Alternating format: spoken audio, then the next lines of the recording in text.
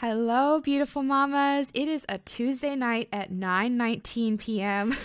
We are coming at you with sleepy eyes, greasy hair, and sweatpants. You know, the whole we are full mom in it right now. Lots of technical difficulties. It wouldn't be a podcast episode without some. So here we are, just me and Aisha are here just living our best lives, doing our best. I love it. Well, this is fun to see your face at 9:30 p.m. on a Tuesday. I'm all about it. But this week's episode is a little bit different. We're actually sharing an episode that we recorded live. So we have two large fundraisers throughout the year for Dear NICU Mama, and one of them is a local one here that supports Midwest charities, and we are fortunate to be a part of it. And so it's called Giving Hearts Day, and it's a party. Our whole town gets involved, and it is just such a beautiful way to connect with so many NICU families or people that are touched by the NICU because they have relatives or siblings or grandkids or all of the above. And it's just a really special day. The energy in the town is just, it's a blast. Oh, what I would give to come next year. Come energy. Join next year and be a part of it. I will. Some people literally dress head to toe in red and wear hearts all over their bodies or get temporary tattoos. I mean, people go all out. It's really fun. But one thing that we did this year was partner with a financial investment firm, and one of the individuals is somebody that I actually know from college, so we go way back. But him and his wife had a NICU baby, and he's 6 now. But he, with his company, was like, we want to give back to Dear NICU Mama this Giving Hearts Day. Could we, what could we do to kind of boost Dear NICU Mama, raise awareness? And I was like, do you want to share your story? And he's like, wait, what? And I was like, yeah, what if you and your wife shared your story live on a virtual podcast, and it gave family members and people in the community to come and hear your story? And it was so much fun. I wish you could have been there to co-host it with me, Aisha. Oh my goodness. Well, I'm so glad that you recorded it, and now I have the chance to listen to it because it truly was such a beautiful conversation, so honest and so vulnerable. And it's all we talk about here at Dear NICU Mama is the power of our stories and sharing them. Yeah. And how that can be so healing as well. But tell us a little bit more about Giving Hearts and what Dear NICU Mama was able to raise. It really was even beyond our local community. We saw so many donations come in from members of the sisterhood, and it was just so fun. And just I was in tears. There's a video of me in tears that my husband recorded. I was gonna say, if you haven't seen the video, go to pause the podcast, go to the Instagram and look for the video of Ashley reacting to the final I was so number. emotional that day. I was so emotional that day. It will make you cry. Literally, and I think the video is when we hit, it was 20,082 cents because our goal was 20,000. And then when we hit that 82 cents threshold, I was like, we did it. That was a total mess.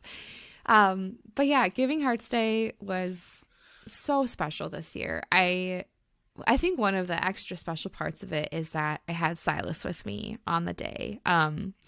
And so he went with me to deliver the Valentines that we always do traditionally for Giving Hearts Day. And he got to see some of his NICU nurses that took care of him. And it was just such a full, Giving Hearts Day always feels like such a full circle moment for me, because one of the things we always do is go to the NICUs and connect with the staff and just thank them and love on them a little bit and love on the moms. And so bringing Silas with me was just so surreal. And one of our favorites was working that day. And so she got to give him a big hug, and it was really fun.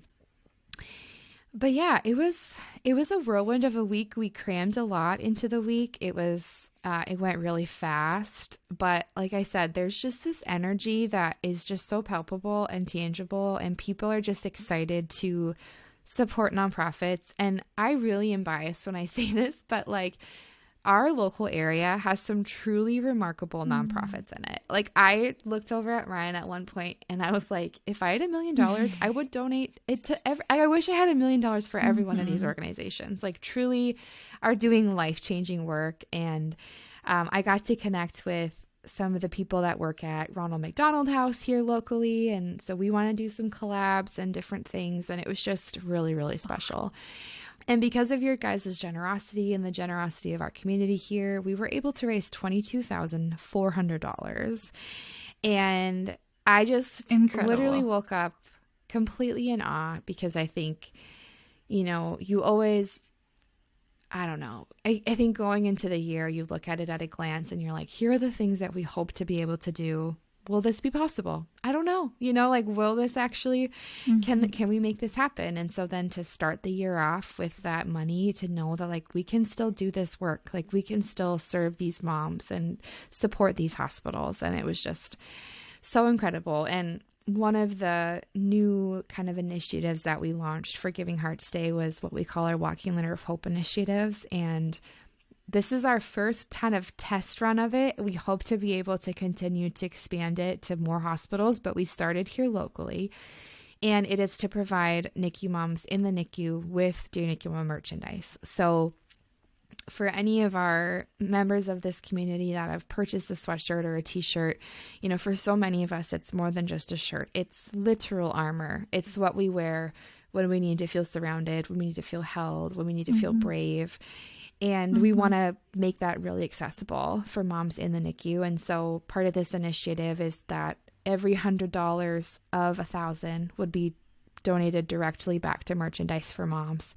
And so then with this initiative, we're able to, you know, put that in a separate pile of money, or I should, pile of money sounds really, but into this pool of money, into a separate little pool of money that will provide, you know, $2,400 of merchandise to moms in the NICU. And when we were doing the math too of like what we would need to be able to support the number of beds that we have here locally and like in our surrounding areas, we'll be able to cover all those beds. So it's just amazing. I'm so excited about it. I was just going to say, can you imagine being in the NICU when you were in the NICU and receiving a Dear NICU Mama sweatshirt that gave you literally the words you needed to feel empowered in that moment? I mean, it will have such an impact. And I personally just love that initiative. And I think that it's such a easy way to feel like a more tangible way of of supporting NICU moms that are currently at their baby's, you know, bedside. So how cool is that? Yeah, absolutely. I know. When I saw that number, I was just most excited. I'm like, oh my gosh, we get to support all of our local moms, like all of our moms and moms in surrounding areas that are in hospitals. We have some smaller NICU units in other cities in our area or in our state. And so to know that like we will have enough in that pool to do that. And then, you know, to really dream about what can this initiative be, you know, moving forward? How can we continue to partner with more hospitals and make this accessible and really like drive that initiative? So I'm really, really excited. But one thing is at one of the hospitals we dropped Valentine's off to, we were kind of like on the corner of the hallway, and right in front of us was a mom and dad in the NICU with their baby, and the dad was doing kangaroo care. And I just like, you look at that and you just remember like how much of a bubble you're in, right? Like you literally, they looked like they were in like a snow globe. Like you just looked at them. I was looking at them from the outside in, and you're just like in this glass room basically, and you're just holding your baby away from the rest of the world. And it just was so beautiful to see that. And it really just, again, that full circle moment of like, I remember being in that place. I remember what that felt like. And wow. So, and the mom was like so sweet. She like smiled at me, and I was like, oh my gosh, like I just want to go give you a hug. So anyways, but oh, that is so incredible. And yeah, I mean, it's really cool to see and to start the year off like that. And, you know, just makes me really excited to see how, you know, Dear NICU Mama continues to support and provide this like peer support.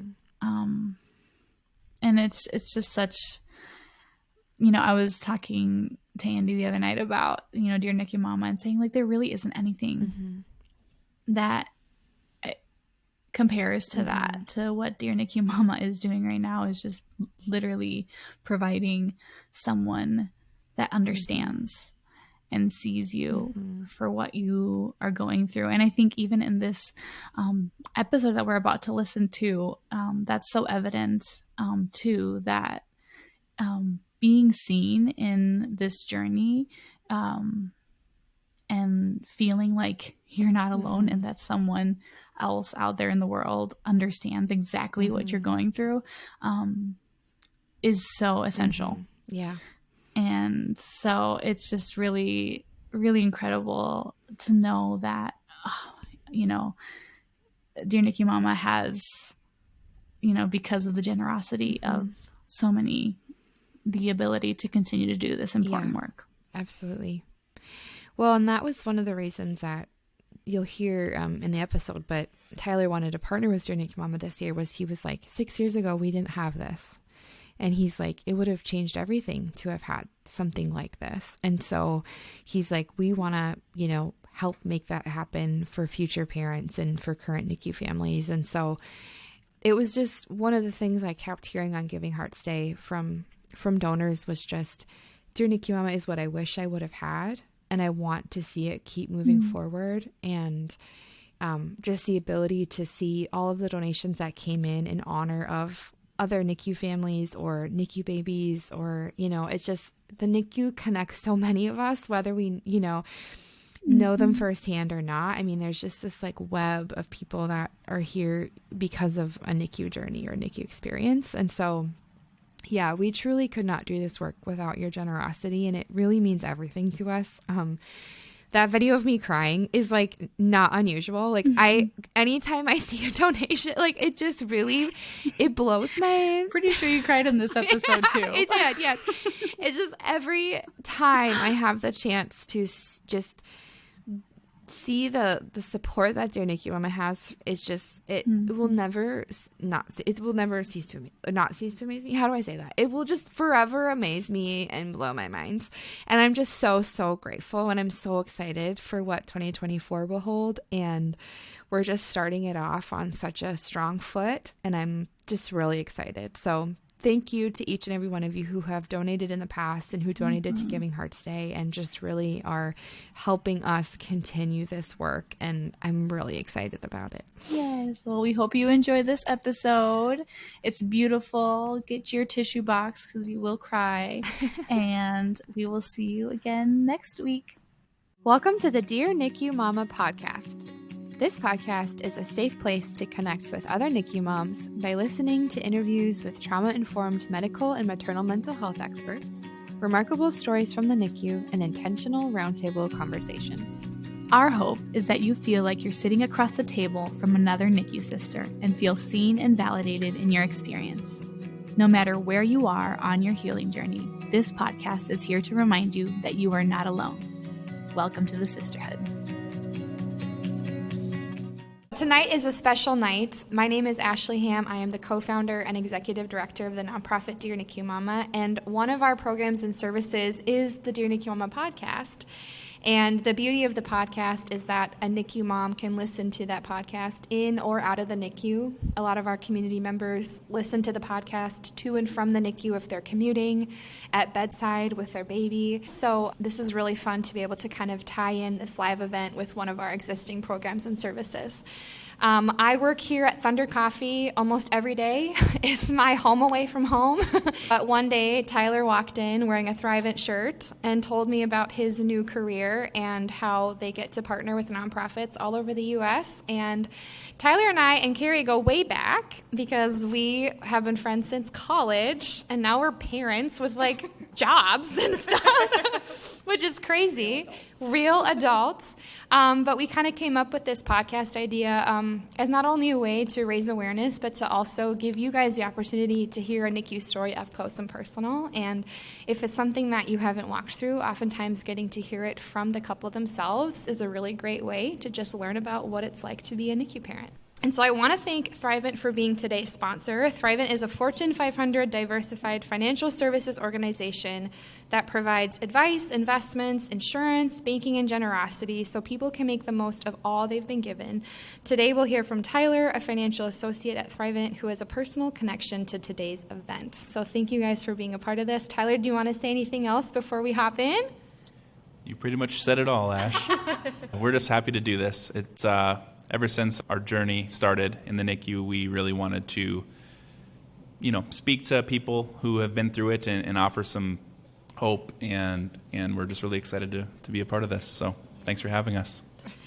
Well, and our story goes not only full circle because we knew each other in college, but when our son's anatomy scan at 24 weeks showed that he had a heart defect, they started to talk to us about moving to the cities and preparing for open heart surgery following his delivery. And I remember when you guys posted about Jett's journey, and I remember being like, whoa, I didn't even know that could happen, first of all, that they could operate on such a tiny baby. But then I was like, okay, I know these people that have gone through this. And so I remember messaging you on Facebook and being like, hey, we might need heart surgery. How do I do this? And you guys were so sweet and encouraging and just so hope-filled of, yes, this will be hard, but you can do this. We are here to support you. And so now to be doing this interview and to hear more of the intricate details of your journey is really, really an honor. So let's start at the very beginning. When did you guys find out you were pregnant with Jett? Because he's your firstborn. And how was your pregnancy overall? Carrie, do you want to start? I will. So we found out that I was pregnant October 2016, so I was about 5 weeks pregnant at that time. I had my first OB appointment 10 weeks in, and it was normal leading up to that point. At 17 weeks, an OB appointment, we did a quad screening, and there were abnormal findings on the quad screening, so that there was an elevated risk for Down syndrome.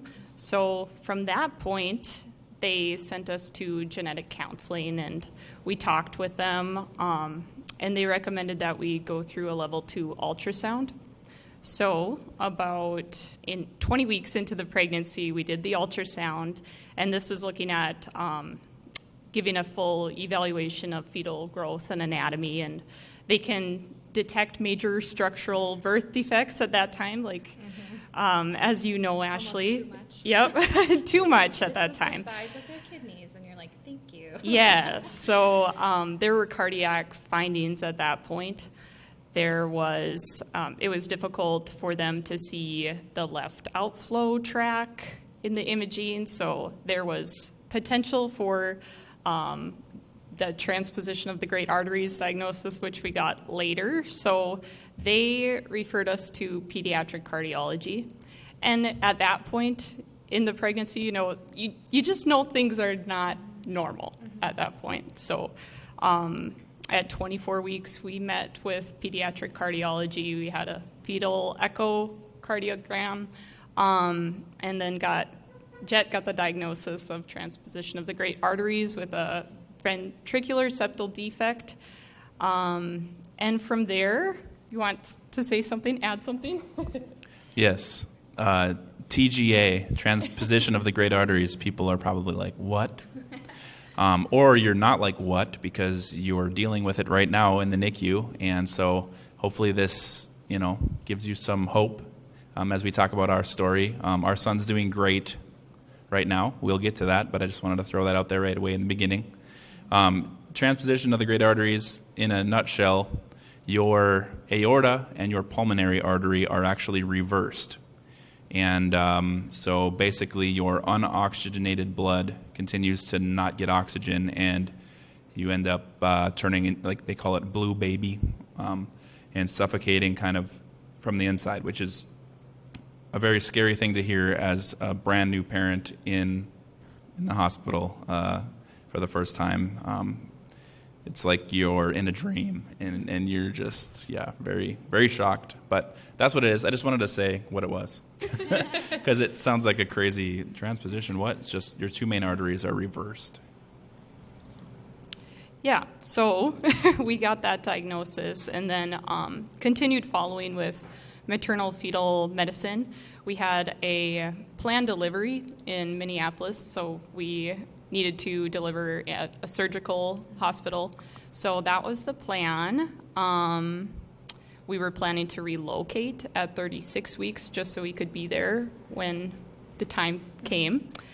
And at 34 weeks, I was going in for routine stress tests, and at that point, the heart rate dropped in one of the stress tests, so I had to stay overnight. We stayed overnight at the hospital, and in Fargo, it dropped again in the night, and then we got life flighted to Minneapolis and spent the night again there.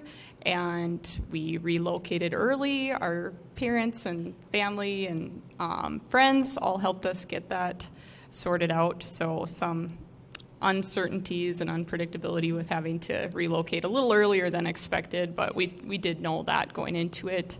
Sorry to interrupt. I do just want to, for somebody who hasn't gone through what we call a high-risk pregnancy, it's hard to sometimes grasp just how many appointments you have. So can you guys talk, not to backtrack, but can you guys talk just a little bit about like what your schedule looked like? Because now it wasn't just like, oh, we'll check baby in X amount of weeks. I mean, I'm sure there was multiple ultrasounds and appointments. And I remember when my son had like his first cardio ultrasound in the womb, she was like, you're not going to get the fun pictures at this one. This one's just pictures of the heart. And I was like, oh. So can you tell us a little bit just about, what your high-risk pregnancy looked like, just from like a simple scheduling standpoint? Because I think sometimes until you've walked through it, you're like, oh my gosh, that was so many appointments, and just leading up to delivery too. Yeah, we had those first few appointments in Minneapolis where we were planning to deliver, and then following in Fargo, I had weekly appointments from 32 weeks on. So a couple weeks of just those regular weekly visits. So it did get to be several different appointments. Do you have anything to add to that? Yeah, it was just very kind of confusing to keep just to stay on track, right? It was the regular doctor, and then it was the cardiologist, and then it was maternal fetal medicine, and then it was we're talking to someone down in the cities, and then we're talking to a social worker, and which we can go into a little bit more. But we would always just come out of those meetings just very like a whirlwind, like, okay, what just happened? We had notebooks filled up with things and questions, and we're Googling, which I don't recommend. Don't just go home and start Googling, because you'll get some crazy stuff. But that's just the natural response, trying to understand what's happening and what did we do wrong. And so, it's a whirlwind to try to keep it all straight. Well, and I wonder too, Carrie, if you would be willing to speak to the experience of being the mom carrying the baby. And I think the unique thing when you know before delivery that there may be complications, it's hard because you can't fix it yet, And there's kind of this waiting period where they're with you and they're safe because they're with you, and yet you can't magically go in and fix it. And so how did you process through pregnancy and really just like not let fear or anxiety take over, because it's really easy to let that happen, but how did you process and navigate just the feelings of wanting to protect your baby and having to wait until that surgery to really fix what you knew wasn't right? I think it helped so much to be open with other people about what I was going through. So I had a great, work family and my family and friends, just telling them what you're experiencing so that you don't have to sit in that stress and that fear and that anxiety on your own. And so much of it is out of your control. Yeah. I don't know how to do heart surgery, so what am I going to do with it anyways? So I think just, you do as much as you can as a pregnant mother to just keep yourself healthy and try to take good care of yourself. Go to the appointments and ask the right questions and rely on others to help get you through, and just trust that God will be in control of all of it, and that we really can't fix it as much as we want to as mothers, because, you feel you can have that protective shield over your child at all times, but in these types of situations, you really can't. Yeah, absolutely.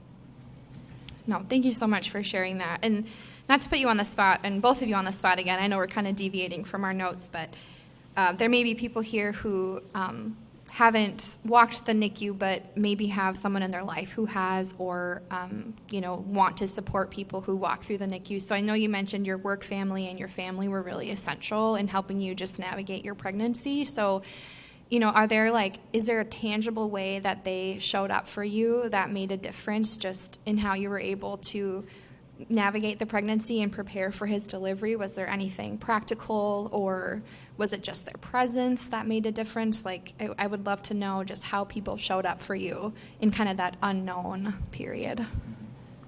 People showed up in so many ways for us that it was really I can't thank them enough for all the generosity and support that we had during that season of life. Just when we found out that Jett had transposition of the great arteries and that we would need to relocate and all that stuff, I did share it on Facebook, kind of a longer post about what we were going through, and I feel like just by sharing that, so many people commented, and I had lots of text messages. Eventually, our sisters helped set up a GoFundMe for us so that people could donate in that way, and that made such a big impact, especially with both of us not being able to work for several weeks at a time, and people giving gift cards and gift baskets and meals, and my baby shower was canceled, and so people sending gifts in the mail and that sort of thing. It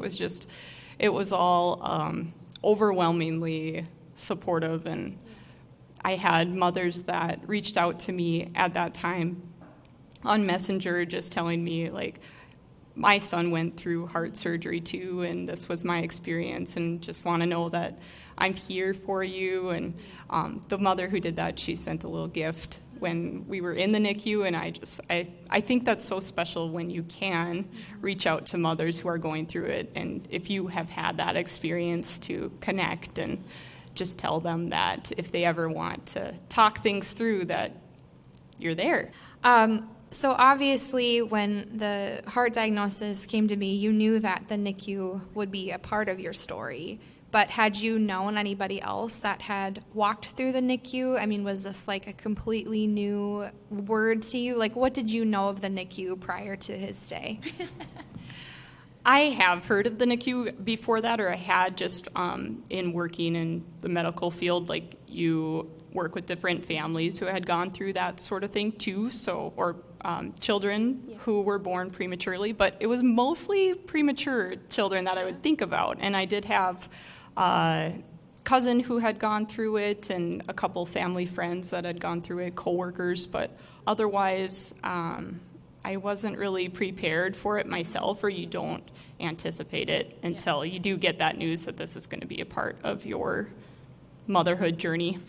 And it's just very surreal, because it being the first time that we were parents, it seemed like, what is a normal pregnancy like? So we didn't really have anything to compare it to, right? And so we were open to anything the doctors were saying and any suggestions. But yeah, very, very surreal.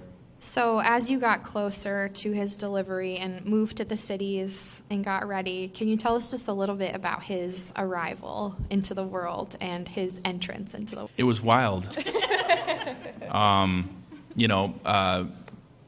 there by her side, and there's about 25 to 35 people in the delivery room, all staring at us. Probably not that many.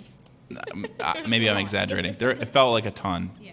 And it's the U of M, right? Children's Hospital. So there's students there, and so there's young dudes. And I remember me and maybe he was 20, a student helping hold Carrie's legs, and he was looking at me in the eyes like, "You got this, man. You're good."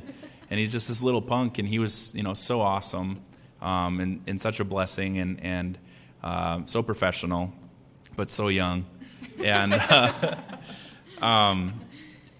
and it's, the baby shows up, and everything, clean them up, and then a new wave of people come running in the room from hiding behind a curtain, like the heart team, I think they were, and grabbed them and wheeled them out the room. And Carrie and I were looked at each other like, oh, there goes our kid. I don't really know what we're gonna do now.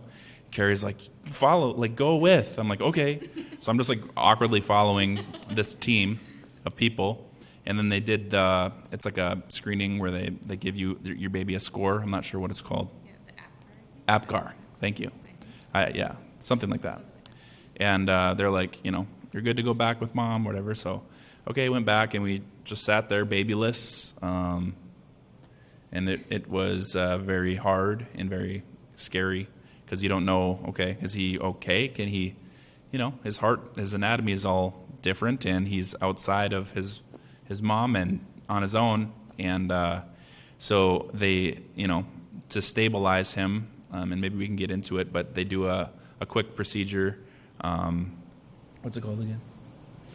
The Rashkin. Thank you. The Rashkin procedure, where they allow the blood to mix in his heart without the arteries being changed over. And once they did that, they told us he's stable, and he can be like this. Obviously, he's not 100%, but he can be like this for, as long as we think he needs to be. And even with the doctors saying that, we're still very scared and shocked and didn't know what to expect. So, yeah, that's what the delivery was like from my perspective. I don't know if you want to add. First child, so you can kind of imagine what delivering your first child is like. You don't know what to expect with that experience, but overall it was a good delivery. It was not super intense labor for long, so that was like best case scenario. And it, like he was saying, a lot of people there with me right away, so I felt like coached through that delivery so well. And then suddenly everyone's leaving, your baby's leaving, and you're sitting there, because you're still getting the medical attention too at that point. So that part I felt like was just a challenge in trying to just recover, but at the same time being so concerned about what's happening with your child and where is he, how is he doing. But you still have to take care of your own needs as well. So that was my perspective. Yeah, absolutely. Yeah, I don't think even when you know that your baby will be taken to the NICU, there's nothing that prepares you for that moment. Even when you know that that's going to be a part of your story, seeing your baby whisked away from you you can't prepare your heart for that. And I think for NICU parents, it's kind of this like life-altering moment of just like, okay, I trust. Like, I have done what I can do, and now I just surrender everything else. And it's a very surreal moment. And so, too, after he was born and he had the procedure, then how soon after were you guys able to meet him and hold him or touch him? Like, how many hours after delivery until you had that chance to meet your son officially? It was probably like a couple hours, maybe 2. It seemed like an eternity, obviously. And so it could have been 30 seconds, I'm not sure. But I'm going to say 2 hours. And once he came back into the room, actually he didn't. We go to him. Yeah.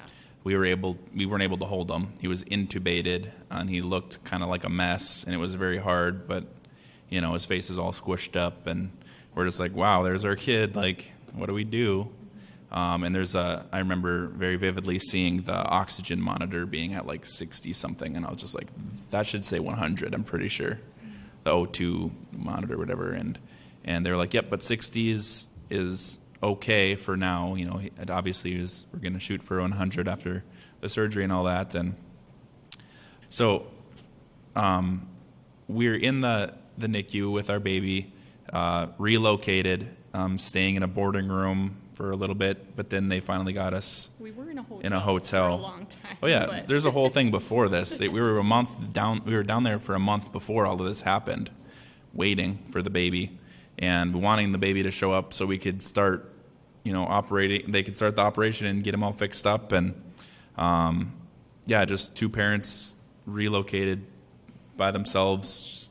It was kind of a special bonding moment for us, just because it wasn't in our hands. It was in God's hands, and we literally just had to sit and wait for Jett to show up. And when he did, kind of the plan just went. And I remember, visiting him, wondering, okay, what's happening, what's going on? And finally they, I think it was like a week or so went by, maybe a week and a half, and I'm like thinking, they need to operate soon. Like, what's going on? Didn't have a date yet. Yeah. We didn't know the date of the operation, and we're like, something doesn't feel right. They should have this planned out. We were down here a month before. They knew this, 3-4 weeks in, or a month in, or whatever, a couple months, I'm not sure.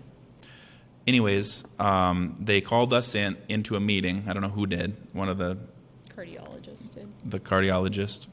And so Carrie and I, and then our parents were actually there. And I'm like, something seems off. Why are we having this like ballroom meeting here when our son's out there like waiting for surgery? And the cardiologist said, unfortunately, and our hearts dropped, right? And they said, we can't perform the surgery like planned at this hospital. And we were like, what is wrong? And it wasn't anything with our son, thankfully. It was, and I shouldn't say thankfully because it's probably a tragic thing. And I don't know this side of the story, but the surgeon was having some complications in his family. And so he was out and we didn't know how long. So they said, you can sit and wait. Jett's stable enough. You can sit and wait here for the surgeon to come back and perform the surgery, or we can life flight you down to Mayo and probably get the surgery done within a day or two.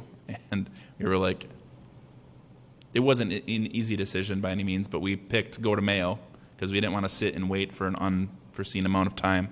And so they threw Jett in a plane, They put him in a plane. They threw Jett in a jet. Wow, look at that. Maybe that's where we got the name. Yeah. So he was in there, in a NICU bubble type of deal. And her and I got in our Chevy Tahoe and drove to Mayo. So once we got down there, they said, that he gave us the lowdown, he explained what he was going to do, and then literally like the next day, I think, he was like, we were prepped and ready to go for surgery. And I was like, wow, like that seems way too fast because we had just been waiting for 2 weeks, and now all of a sudden he's in the operating room. So, Carrie, what was it like for you to send Jett off to surgery? Because, again, it's kind of one of those things that you've been planning for and preparing for, but now you see their face, you see them, and you're like, wait, now I have to send you off to surgery? Like, this feels really real. So can you just tell us a little bit about what it was like to send him off? You're not really ready for it. You know that it's happening, but it just comes up and you have to send him off. It's surreal. At that point in time, I think I started kind of my own mental health journey. I really, like he said, was pretty sleep deprived and struggling with that piece. So I had to take care of myself at that time too. So I think that now, looking back at it, I wish that's something that I could have prevented earlier, but I was a little bit removed at that time just because I was trying to take care of my mental health and couldn't really truly be there. I was there shortly after, like once I got more rest and was feeling mentally more stable and ready, but at that point I had to take care of that. And so for me, that I was there, but I wasn't at the same time. Yeah. And that was really hard. Yeah. So Tyler really stepped up at that point in time and just made things work with communicating with the doctors and me and medical staff and family. And so that's where I was at that point in time. I want to just commend you for that. As moms, I mean, we all know that we will put our children before ourselves every day, every minute. And also, you saying that out loud removes the stigma and the shame for other NICU mothers that needed to prioritize themselves in a moment that they maybe wanted to be present for, but in order to be present for their baby post-surgery, needed to take care of themselves. And I'm really, really proud of you, because it took a lot of courage to step back and say, in order for me to show up for Jett in the way that he needs, I need to be rested. I need to be okay. And I'm really proud of you for that. That takes immense amount of courage. And for any other NICU moms listening to this too, know that there's no shame in needing to rest, in needing to care for yourself. In fact, it is essential.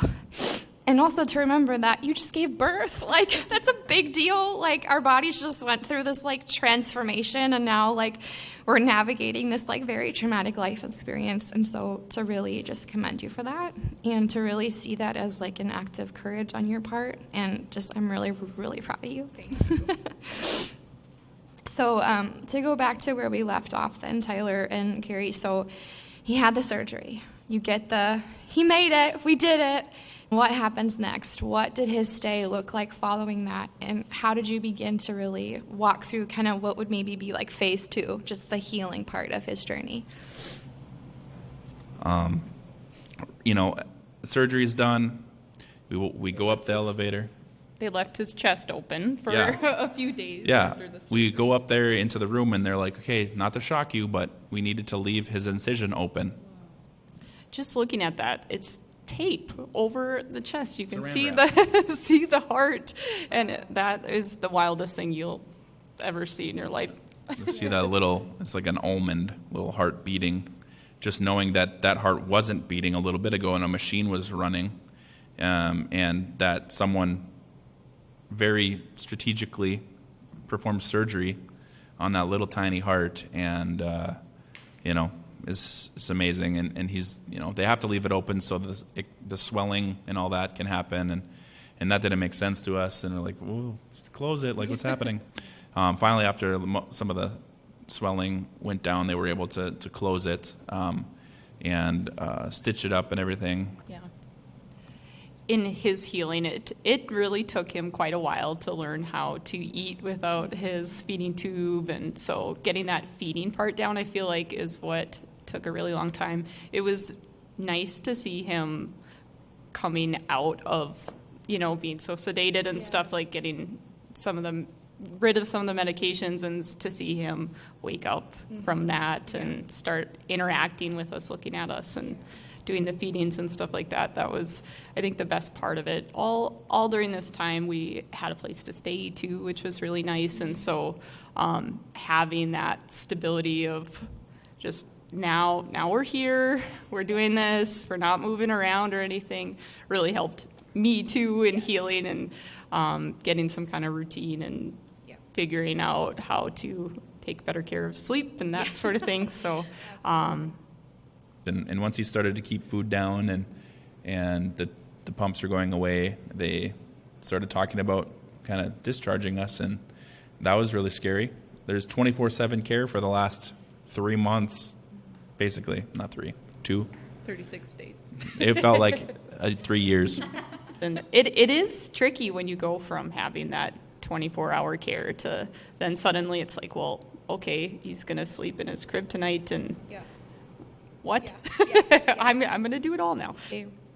Well, and in the spirit of Valentine's Day coming up too, I keep switching my questions, you guys, but it's not often we also get to have the NICU dad or NICU partner on the podcast with the mom, and so I'd love to know too, was there anything special that you guys did together to just like make it your own? Did you guys have any just ways that you continued to connect with each other and really, keep you guys connected throughout it all? So in 2014, I brought Carrie, we were dating, I brought her to a concert in in the cities, and I was like, I'm gonna ask this girl to marry me. And so after the concert, we went out on the Stone Arch Bridge in the cities, and my plans completely crashed because the skylight shut off. It was way too late. It was raining. I said, let's get out of the car and check out the bridge. And she said, what? And so we awkwardly got out of the car. We ran onto the bridge, and I was recording it on my phone in my pocket, and I went down on one knee and asked her to marry me. And yes, and oh my gosh, fast forward, we're down, waiting for baby to show up, and where are we? We're on that same bridge, holding hands, walking. And so that was a really special moment, and we took pictures, and just like, wow, here we are now married, and it's in the middle of a storm, but this is where we got engaged. So we went on a lot of walks on that bridge, and there's like some trails around that area. That was a good time to just have that uninterrupted time together. Thanks for sharing that, you guys. I know I'm going off script. So one thing we talk about often in this community is when you're in the NICU or going through a very medically complex journey, oftentimes you're in fight or flight mode. And so we kind of talk about how a new chapter of the NICU begins when you come home, the healing journey. And so would you guys be willing to elaborate just a little bit on just what healing and processing your journey post-NICU looked like, and how you began to really we just went through that. Holy cow, that was a lot that we just went through. And so how did you guys begin to process that and really find the safety to do that?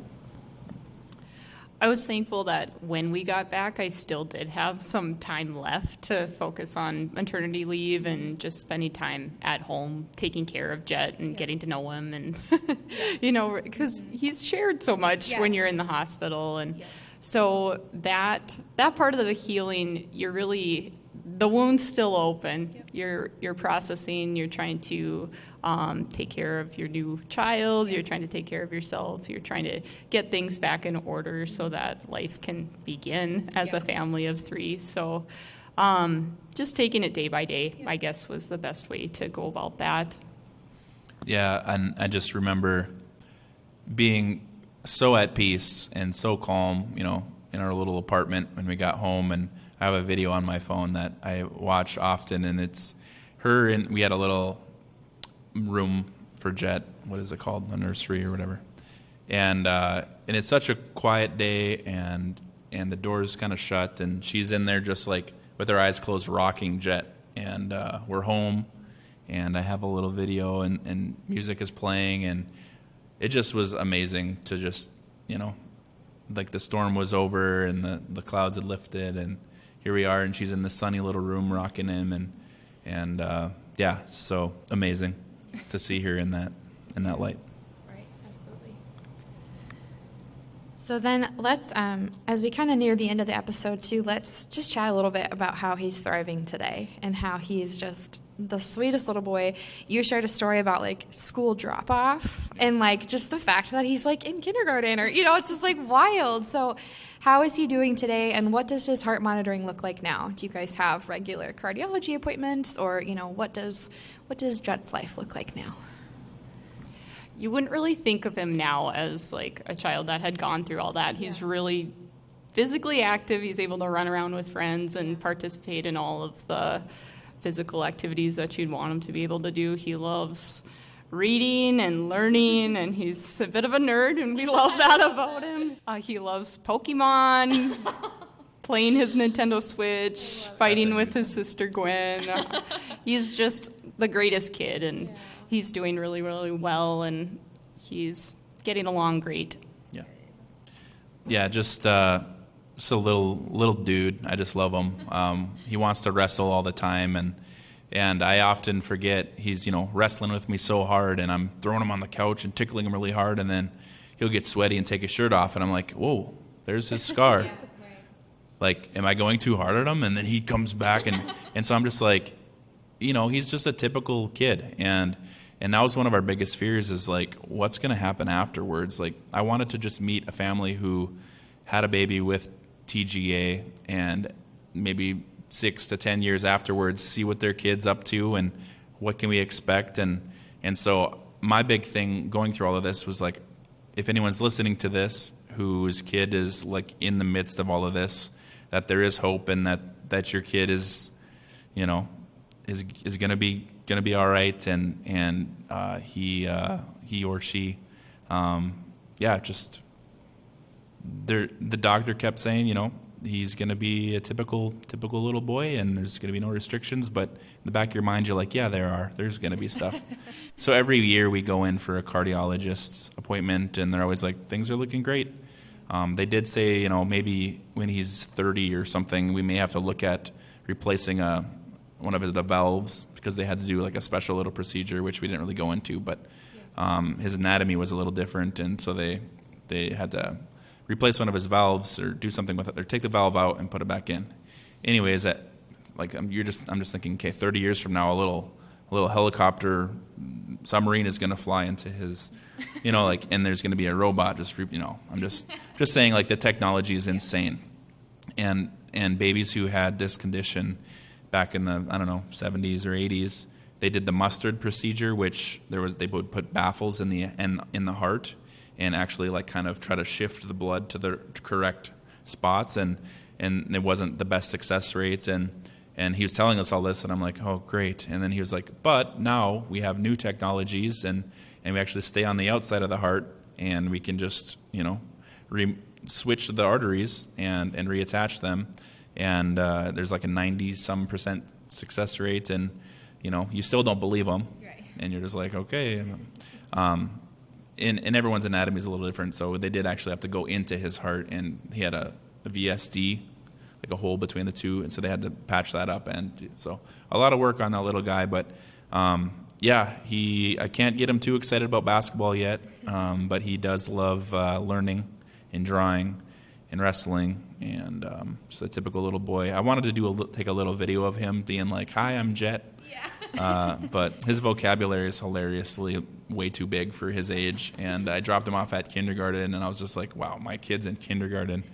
And he gets out of the car, and, bye, buddy, love you, have a good day. And he's like, Dad, come on. Like, you know, like looking at me like, yeah, like, what are you doing? And his backpack's way too heavy for him, and he's like falling, and he's just this little punk, but he's like so, like, yeah, with it, and we're just really proud of him and of the young boy he is, and hopefully the young man he will become. Yeah, absolutely. I love it, you guys. We recently launched a merchandise collection called There is Goodness Ahead, and our whole hope was that this exact message of sometimes when you're in the NICU, all you can see is just like the next 10 minutes in front of you, and it's hard to envision, like, what will it look like to drop my kid off at kindergarten? Like, is that day like gonna be a reality? And so this message of there is hope, there is goodness ahead, like there is a world outside the NICU that exists. And so when we connected Tyler at Thunder, one thing that you had mentioned was, 6 years ago, things like Dear NICU Mama weren't a reality yet, or, like this type of peer support. And so, it's really special to just hear of like how Dear NICU Mama can step in now in ways that maybe weren't available 6, 10, 15, 20 years ago. And like you said, Carrie, of being really vulnerable with your village and just saying like, I need help, or this is what we're navigating, and this is like, what we're walking through. We need that support. And so Dear NICU Mama exists to provide that peer support. And so it's really special to have this conversation with you and to think that our journeys were so close to each other. And now my son will be in kindergarten this fall. And I'm like, what is time? It's just crazy. So one kind of thing that we like to end our podcast episodes with is just a word of encouragement that you would offer either a NICU family or a NICU family that has a heart diagnosis or is preparing for that surgery moment. So what words of hope would you offer them?